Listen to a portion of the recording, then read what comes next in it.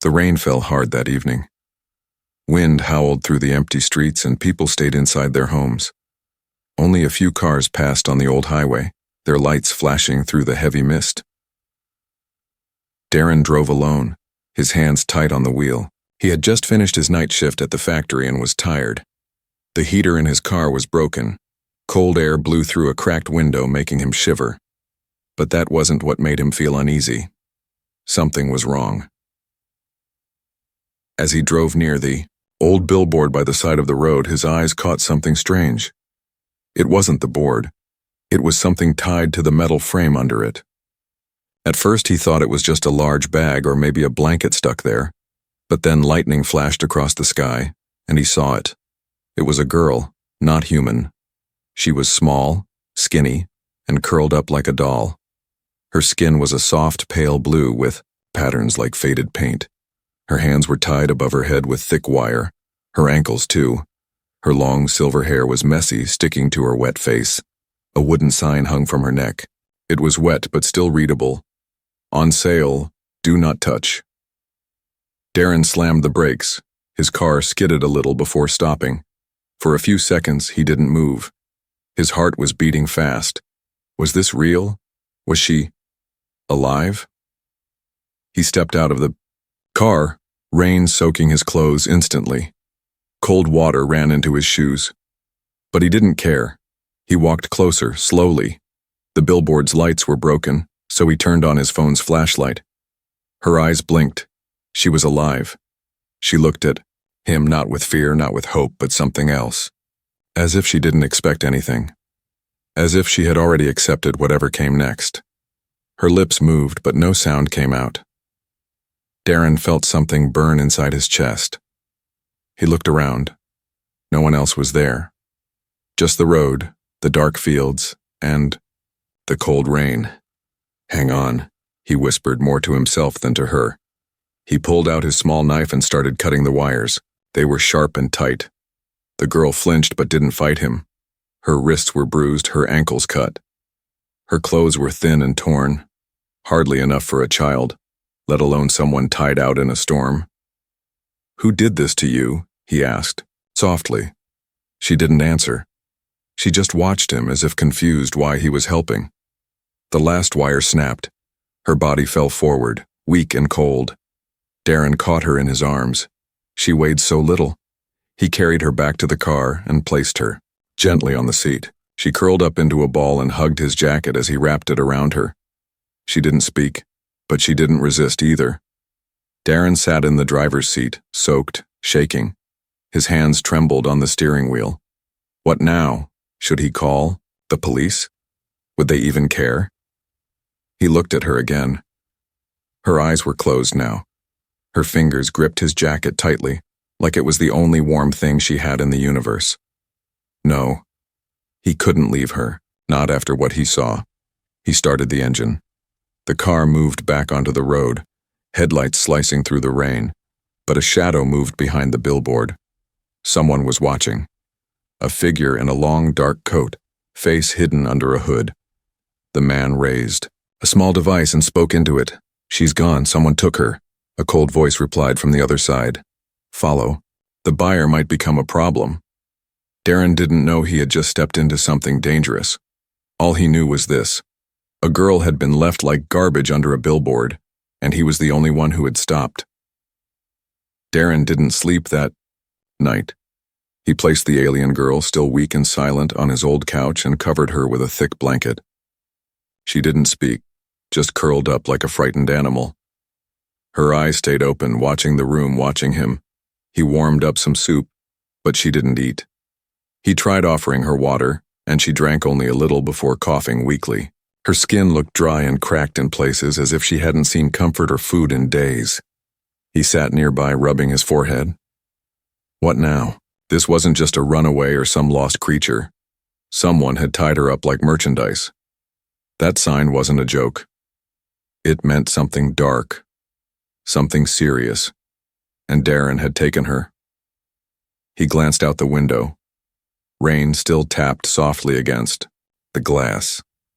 Outside, the world looked normal, but his instinct screamed something was coming. Suddenly, headlights flashed outside. Daren froze. A black van rolled slowly past his house. It didn't stop. It didn't speed up. But it noticed. He pulled the curtain shut. The next morning, the rain had stopped. The girl was still sleeping, holding onto his jacket like it was life itself. Daren went outside to clear his porch when he saw someone at the edge of his yard, a man in a long black coat leaning against a fence post. The man smiled, cold and calm. "Nice morning," the stranger said. Daren nodded slowly. "Can I help you?" The man stepped closer. "You picked something up last night." Daren's heart thumped hard. "I don't know what you mean." "Small girl, blue skin, tied to a sign." Daren didn't reply. "She's not yours," the man said. "She's valuable. Property of a merchant trade route. You interfered with a business deal." Daren clenched his fists. "She's a person, not property." The man gave a short laugh. "You think that matters? Her kind was made for trade. You keep her, you'll be hunted. She's more than she looks." "I'm not giving her back," Daren said. The man tilted his head. "Then you've made your choice." He turned and walked away, disappearing behind a tree line. Daren ran back inside and locked the door. Later, the girl woke up. Her eyes darted around until she found Daren. Her body tensed, then relaxed. He knelt beside her. "You're safe here," he said softly. "I won't let them take you." She opened her mouth, struggling to speak. Her voice was rough, dry. "Not safe," she whispered. He brought water and helped her sip. "What's your name?" She blinked slowly, then touched her chest weakly. Ari. "Nah, Arena," he repeated. "I'm Daren." She nodded slightly. He helped her sit, up slowly. Under the blanket, her arms were covered in bruises and marks. On one wrist, he saw a deep red brand. It was shaped like a barcode. She followed his eyes, then quickly pulled the blanket tighter. "I won't hurt you," he said. "But you have to tell me. Who did this? Why?" Arena looked down. She whispered, "Trade, made for selling, no family, no voice." Daren's stomach twisted. "They tied you up like that? Just to sell you?" She nodded. Her hands trembled. "Did you escape?" "Thrown out," she said. "Too weak, not sold, no use. Threw me to road. To die." He couldn't believe it. She was treated like trash. Less than trash. Suddenly, she looked at him, eyes filled with fear. "You sell too?" He blinked, shocked. "What?" "No. Never." She didn't move, didn't blink. She needed to hear it. He knelt again and said clearly, "You are not for sale. Not now. Not ever." Only then did she exhale. And just for a second, just a small one, her eyes softened. That night, Daren checked every window, every door. He turned off the lights and kept a small pistol by his side. He wasn't trained for this. He wasn't a soldier. But he was human, and he had already made his decision. He'd protect Arena, even if the whole galaxy wanted her back, because for once someone had to say no. No more chains, no more signs, no more on sale. Daren had never brought an alien into his home before, and certainly not one who had been chained, starved, and almost sold on the street like a broken object. Now Arena sat in his living room, barely moving, barely speaking, wrapped in a soft blanket. Her silver blue hair was brushed and clean now, but her eyes still looked tired, scared, unsure of where she truly was. Daren's house was small, just 2 rooms, a kitchen and a dusty couch. But now it felt like a secret cave, a place where someone unwanted by the world could breathe. He brought her simple human food, warm bread, boiled eggs, and tea. She touched each thing gently before tasting. At first she didn't eat much, as if afraid it might be taken away again. "Eat," Daren told her softly. "You're safe." She nodded slowly, then whispered, "Thank you." Daren. It was the first time she'd said his name. He didn't show it, but inside that moment hit him hard. Later that day, the trouble began. Daren's neighbor, Mrs. Kelly, a sharp-eyed woman who liked to watch everyone, knocked on his door. He opened it, halfway. "Hi there, Daren," she said with a fake smile.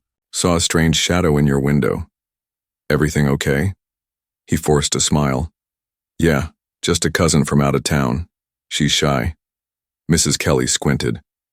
"Looked blue." "Bad lighting," Daren said quickly. "Rain messes with everything, right?" She gave a slow nod and finally left. He closed the door and locked it again. Inside, Irina was hiding behind the curtain. She had understood everything. "They hunt?" she asked. Daren nodded. "Yes. And if they find you, they'll try to take you." She looked down. "They always take." "Not this time," he said. Over the next few days, Daren taught her small things. How to use the sink, how to open the fridge, how to wear his old clothes. They were big on her small frame, but she smiled when she looked in the mirror. One day she asked, "Why help me?" He shrugged. "Because nobody else did. And because you didn't deserve what they did to you." Irina looked at him for a long time. Then she said, "They sold my friend. Her name was Luma. She had wings. She cried the day they took her." Daren sat beside her. "Where is she now?" Irina shook her head. "Gone. Maybe dead.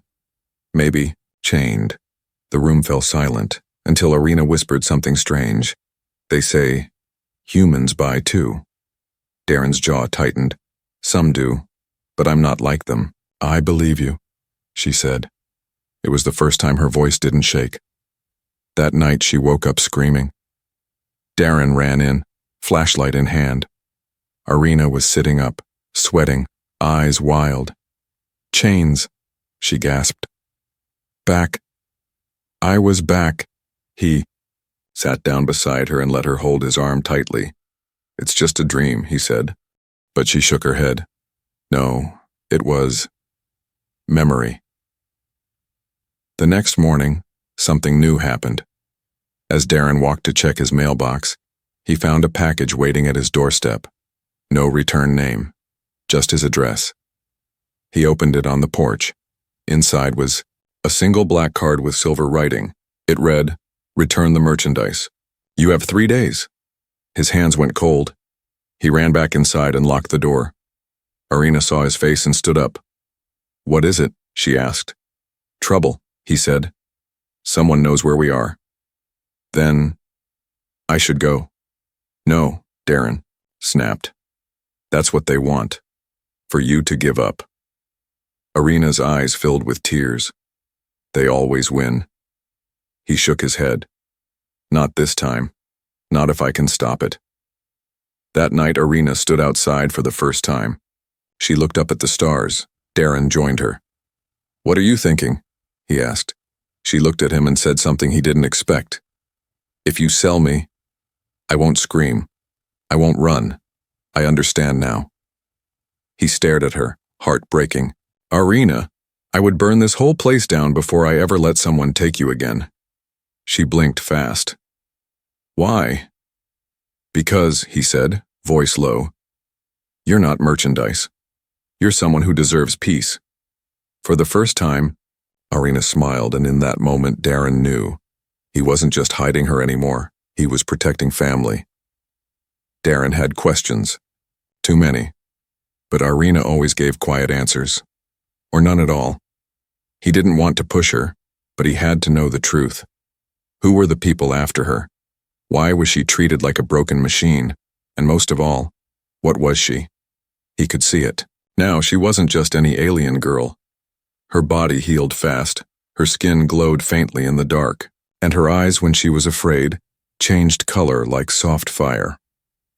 One cold morning, Daren walked into the room and froze. Irina was standing in front of the mirror, staring at the brand on her wrist. The barcode. He saw her trying to scratch it, off, her nails digging into her own skin. "Stop!" He rushed over and grabbed her hand. Her breathing was fast. "I want it gone," she whispered. "It burns me, even when I sleep." He held her hand gently. "It's not who you are." "It is," she said. "It's what I was made for." Daren sat with her. "Tell me, please, I need to understand. Help me protect you."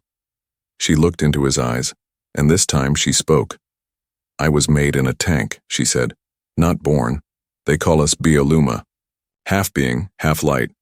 We glow when scared, glow when sick, glow when dying." Daren listened quietly. "We are not rare," she continued, "but I'm different. Something in me changed. I began to show signs they didn't like. Power I didn't understand. So they stopped feeding me, tried to sell me off before I broke." "Power?" Daren asked. "What kind of power?" She looked down. "I don't know. But sometimes when I cry, lights explode." He blinked. "Wait, you made my porch light burst that night?" She nodded slowly. He remembered that night. The bulb had popped when she cried in her sleep. "I can't control it," she said. "I wish I couldn't feel anything. I wish I was just empty." "No," he said firmly. "You're alive. You should feel." She looked at him like no one had ever told her that before. Later that day, Daren called an old friend, Jonas, an ex-military pilot, now a tech specialist. He trusted him, barely. Jonas agreed to visit that evening. When he arrived, he stepped into the room, glanced at Arina and frowned. "You said she was a lost girl, not a living artifact." "She's not an artifact," Daren said sharply. Jonas looked at the barcode on her wrist. "That's not a brand, that's a registry tag. Corporate tech. She's not just bioengineered. She's valuable, illegal in most systems, worth millions. In black markets." Daren stood in front of her. "I'm not selling her. I need to get her somewhere safe." Jonas nodded slowly. "I might know someone. But if they're tracking her, they'll trace her energy signature. You'll need a dampener, and you'll need to leave soon." "How soon?" Daren asked. Jonas looked grim. "Tonight, maybe tomorrow." That night, while Daren and Jonas spoke in whispers, Arina sat alone on the couch. She turned her hand over, staring at her wrist. She took a pen and slowly wrote over the barcode. Arina. Her name. Her real name. She smiled softly. But then outside the window she saw it, a red blinking light. A scanner drone. It hovered silently, watching. She ran to Daren. "They found us." He rushed to the window and saw it flying away. Jonas swore. "They're sending a beacon. You've got hours, maybe less." "What do we do?" Daren asked. Jonas reached into his coat and handed him a small metal card. "Meet me at the underground. Shuttle pad. Dock 9. I'll prep the ship. But don't waste time." Arina stepped forward. "Why help us?" Jonas looked at her for a long time. "Because I've seen what they do to people like you. And I don't want that blood on my hands anymore." They packed fast. Daren handed Arina a coat, shoes, and a backpack. She clutched the pen she had used to write her name. As they stepped out into the night, she looked back one last time at the house. Her first safe place. And maybe her last. The road to Dock 9 was long, cold, and silent. Daren drove fast through the night, tires slicing over wet gravel roads. Arina sat beside him, clutching her coat tightly, her eyes wide but quiet. Every few minutes she looked back, half expecting to see flashing lights, black vans, or drones following them. But the darkness stayed still. For now. Daren's mind raced. Jonas's words echoed in his head. She's not just alive. She's a living blueprint, made to hold something hidden. But what did that mean? Why would people pay millions for one scared girl? He glanced at her. She was breathing fast. Her skin glowed faintly again, soft blue patterns dancing along. Her arms. "Are you okay?" he asked. "I feel hot," she whispered. "Something is wrong inside me." "Are you in pain?" She shook her head. "Not pain. Change. They reached the old cargo yard by 2 a.m. Dock 9 was hidden under a steel canopy forgotten by most. Jonas's small ship sat at the edge, humming quietly. But he wasn't alone. 3 shadowy figures stood nearby, armed and waiting. Daren cursed, under his breath. "It's a setup." Arena grabbed his sleeve. "We go back?" "No, we go smarter." He turned off the car lights and backed behind a wrecked transport truck. He handed Arena a small flashlight. "Hide. In the crates near the back wall. Don't move until I call." She nodded without argument. Her hands trembled slightly, but she ran quietly into the shadows. Daren walked out alone.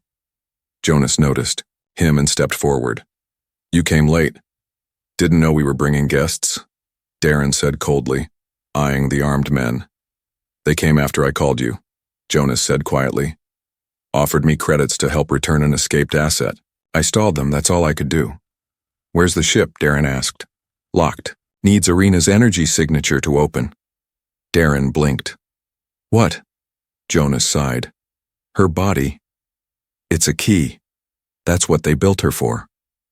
Daren's fists tightened. "And you didn't tell me that?"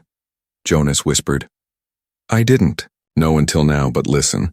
Her body holds a core, an energy source made for ancient tech. If they get her, they'll strip her apart to get it," Daren whispered back. "Then we don't let them get close." One of the men shouted, "Where's the girl?" Daren stepped forward. "Gone. You're too late." They raised their weapons, at D. That moment the light shifted. A soft pulse came from the shadows like a heartbeat made of stars. Arena stepped out. Her arms glowed bright blue now. Her hair floated slightly as if caught in a soft wind no one else could feel. "Stop," she said in a quiet voice that echoed. The men hesitated, then one fired. The bullet didn't reach her. Instead, the air cracked. A wave of energy burst out from her skin. Light exploded from her chest, not hot like fire, but dense like gravity. The men flew back, landing hard. Their weapons sparked, fried from within. Daren stood frozen, shielding his eyes. Jonas fell to one knee, stunned. When it cleared, Arena stood still, her body shaking, her glow fading fast. She fell to her knees. Daren ran to her and caught her. Before she hit the ground, her eyes fluttered open. "I didn't mean to hurt. You didn't," he said softly. "You protected us." She looked at the sky. "I feel empty." "You're okay," he whispered. "I've got you." Jonas unlocked the ship and ran diagnostics. "The blast used most of her stored charge," he said. "She needs rest, maybe even help from a med tech." Daren carried her aboard the ship. Her fingers twitched weakly, but she was breathing. He laid her gently on a soft cot in the back room. Jonas handed him a blanket. "You still sure about this?" Jonas asked. Daren looked at Arena, then nodded. "She saved herself. I just gave her a place to do it." Jonas smiled faintly. "She's not what I expected." "She's not what anyone expected," Daren replied. "That's their mistake." As the ship rose into the night sky, Arena's fingers curled around the edge of the blanket. Her lips moved softly. Not a word of fear, but a whisper of something she never dared to feel before. Safe. Stars stretched outside the small ship's windows like lines of silver ink. The engine hummed softly. Arena was asleep in the back, her breathing slow and steady. Her skin no longer glowed. She looked like a regular girl now, tired, fragile, and finally resting. Daren sat in the cockpit beside Jonas, eyes locked on the screen. "Any signs of pursuit?" he asked. Jonas shook his head. "Not yet, but if they trace the energy wave she released, they'll know we left orbit, and they'll come." Daren nodded. "Then we keep flying." Hours passed. Jonas guided the ship into a quiet corridor, an old mining lane barely used anymore. They were heading toward a hidden outpost called Ilara's Reach, where no scanners worked and no laws mattered. If Arena had any chance of staying safe, it was there. But Arena woke before they arrived. Her voice called out weakly from the back. "Daren!" He rushed to her side. She was sitting up, hands trembling. "I felt them," she said. "In my head. Like whispers. They're coming." He placed a hand on her shoulder. "It's just fear." She shook her head. "No, they link to me. Through the core." Daren looked at Jonas, who had just stepped in. "She's right," Jonas said. "If they built her with a living energy source, then they may have left a signal tether inside her. Like a homing beacon," Daren stood. "Then we need to cut it out." Jonas raised a hand. "It's not that easy. The core is woven into her nervous system. If we try to remove it, she could die." Arena looked down. "Then maybe I should die, so no one else will." Daren crouched in front of her, voice calm but firm. "No one dies, not you, not me, we fight smarter." Suddenly the lights dimmed, a loud beep echoed from the ship's console. Jonas ran back to the cockpit. "We've got a ship on our tail. Fast. Military engine, not ours." Daren followed. "Can we outrun it?" Jonas shook his head. "No chance. Not unless we dump weight." Daren looked back at Arena. "Don't even think it," Jonas warned. "I'm not," Daren replied. "I'm thinking how to hide her." Arena understood before he even spoke. She took the blanket and wrapped herself tight. "There's a smuggler bay under the floor," Jonas said. "Shielded. No scanner can detect it. But she'll be cramped. No air vent inside." Daren hesitated. Arena stood on her own, still shaky. "I can handle it," she whispered. "If you believe in me." He nodded and helped her climb inside. The space was tight, barely enough to sit. Jonas sealed the floor shut and reset the panels. The ship was quiet again, just in time. A voice came through the comm. "This is Intersector Patrol. You are flying in restricted space. State your business." Jonas leaned into the mic. "Mining repair ship. Call sign Delta 12. Just delivering parts." There was a pause. Then, "Prepare for docking. We will board and inspect." Jonas cursed. "They're not buying it." Daren moved quickly. He grabbed a toolbox and opened the floor again, pretending to fix something as the docking clamps locked onto the ship. The door hissed open. 2 officers entered, faces hidden under dark helmets. Cold eyes. "Your ID," one barked. Jonas handed it over. "We're heading to Alara's Reach for a parts drop." The second officer walked slowly around the ship. He kicked the walls, checked storage cabinets, opened crates. He was getting close to the smuggler bay. Daren stepped in his path. "Careful, floor panels loose, you'll fall through." The officer glared at him, then moved on. Minutes dragged like hours. Finally, the first officer returned the ID. "Move along, but stay out of core lanes." They left. The airlock closed. Jonas slumped in his seat. Daren dropped to the floor, heart pounding, and opened the hidden hatch. Arena gasped as fresh air hit her face. She was drenched in sweat, hands shaking, but she smiled. "I stayed quiet," she whispered. "You did more than that," Daren said. "You stayed strong." The ship jumped again, this time into the final stretch toward Alara's Reach. Arena sat with Daren, sipping water slowly. Her voice was low. "I'm scared, Daren." He looked at her. "Me too. But that's what makes us real." She nodded, then leaned her head against his shoulder. And together, they watched the stars ahead, knowing the galaxy had changed, because one human had chosen to care. Alara's Reach was nothing like Daren expected. It wasn't just a secret outpost hidden deep in asteroid fields. It was a place full of forgotten souls. Old traders, ex-soldiers, banned scientists, broken androids, and people who didn't belong anywhere else. It was a place for the unwanted, and for the first time in her life, Arena wasn't alone. They arrived just before sunrise. Jonas guided the ship to a private docking bay, then shook Daren's hand. "I've done all I can," Jonas said. "She's safe here. No trackers, no scanners." "You've done more than most," Daren replied. Jonas smiled. "You still owe me a new ship panel." Daren laughed quietly as Jonas left. Daren turned to Arena. She was standing at the edge of the dock, staring out at the glowing rings around the nearby moon. No chains. No collar, no sign around her neck, just a girl. Alive. Free. He walked up beside her. "You okay?" She nodded. "The air here feels clean." "It's not," he chuckled. "But I know what you mean." They found a small shelter on the edge of the main camp. It wasn't fancy, just a bed, a heater, and a cracked window. But it felt like home. For days, no one knocked. No one asked questions. No one looked at Arena like a product. Some nodded politely. A few smiled. Most didn't stare. It was perfect. One afternoon, while fixing an old radio, Daren noticed Arena sketching on a piece of cardboard. He walked over. She had drawn herself, but not chained. Not broken. She was standing tall, arms stretched out, glowing stars around her head. "That's beautiful," he said. She smiled shyly.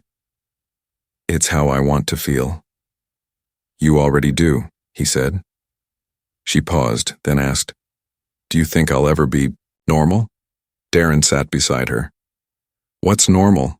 Living, laughing, drawing on garbage? Because if that's it, you're already doing better than most." She looked at him. "You saved me." He shook his head. "No, you saved yourself. I just saw you when no one else did. But peace never lasts long." One night, an old trader arrived at Alara's Reach. He had scars on his face and spoke in whispers. He claimed to have information about a glowing girl. Daren heard this at the local shop and rushed back to the shelter. He locked the door and turned to Arena. "We may need to leave again." But she shook her head. "No." He blinked. "What?" She stood tall. "No more running. Arena, if they find—" She stepped closer. "Then let them look. Let them see I'm not for sale." Her voice didn't shake, and Daren saw something in her eyes. Fire. 2 days passed. No one came. The trader left. Maybe it was just a rumor, or maybe it was a final test. Either way, they were still safe. Weeks turned into months. Arena grew stronger. Her glow now only came when she laughed or when she stood in the rain. She learned how to fix wires, how to make soup, how to tell stories with her hands and eyes. One morning she stood at the window and said, "I want to help others like me." Daren looked at her with pride. "Then we'll find them." She smiled. "Together?" He nodded, "always." A year later, they started a small home for survivors, beings who escaped slavery, labs, or auction chains. It was nothing fancy, but it was real, and it started with one girl under a billboard, and one human who stopped his car. One evening, as the twin moons rose above Alara's Reach, Arena sat outside, wrapped in a soft shawl. Daren brought her tea and sat beside her. She looked at him, eyes bright. "Do you remember the sign?" He chuckled. "How could I forget? On sale. Do not touch." She laughed gently. "Now look at me." He nodded. "No sign, no chains. Just you." She reached into her pocket and pulled out the old wooden board, the same one. But now, words were carved over it. Not for sale. Never again. She held it out to him. He took it, hands trembling a little. Then he looked at her and said, "You were never a product, Arena. You were a light, just waiting to be seen." She leaned her head on his shoulder and whispered, "Thank you for seeing me."